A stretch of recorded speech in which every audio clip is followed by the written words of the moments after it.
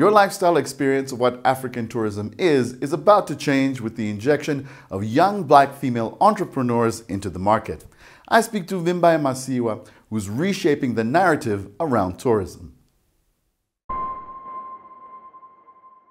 I think when we look at how tourism is looking for the region at the moment, South Africa has historically always done really well. It's got a very developed, well-developed tourism industry. In Southern Africa, we have, a lot of lodges coming up, a lot of destination management companies. What you don't see a lot of is young people running those. And what you see even less of is young African females running anything in that industry.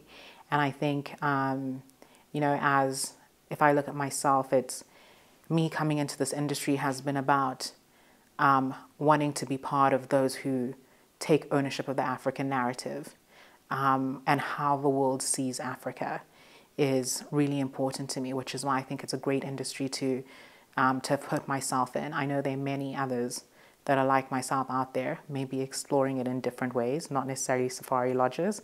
But it's starting to grow for people like me. Now, having said that, what opportunities are currently existing within the market space? Okay. Listen, I think in terms of accommodation, if we're looking at South Africa, it's a very saturated market. However, one of the things that the COVID-19 pandemic specifically has shown is people were so desperate to get out of, I'll use South Africa as an example, to get out of South Africa because people here have a lot of purchasing power. And we're exploring various other African destinations. Those are the only places they could go. But there's limited accommodation options, limited luxury accommodation options. People are used to very high-end places. And then, the services such as transportation and logistics, all of that falls into this industry, right, and makes it work like a well-oiled machine. Restaurants, you're seeing a lot of concierge spaces opening up. Those are all opportunities that are opening that I think will also help attract the international traveler when they're ready to come back to Africa. Now, what's interesting is your passion or your primary focus is on getting Africans to manage and drive the local economy, local tourism economy to be precise. Why is that the case?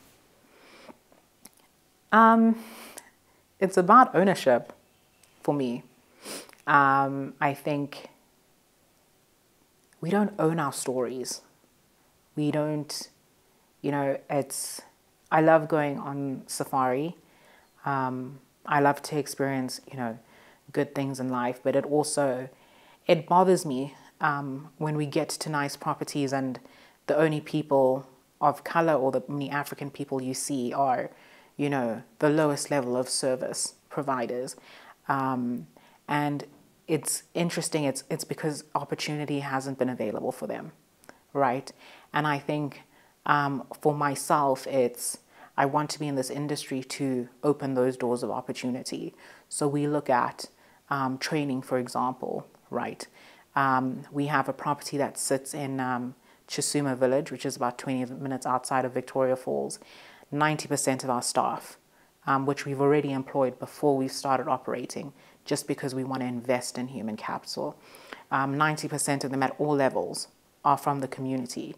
Now, some of them were not qualified for some of the positions that we hired them for.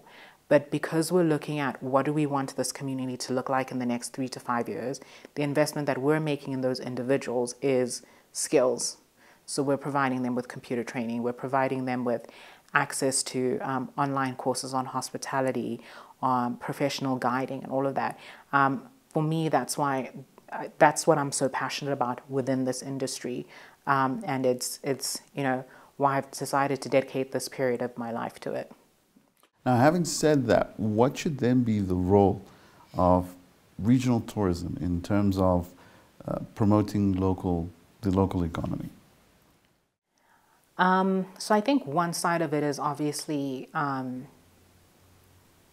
it's all nice for us to say we want more locals, more Africans to travel around Africa.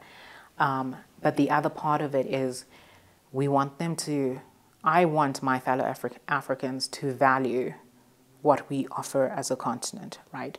We go to Paris to see the Eiffel Tower, a building.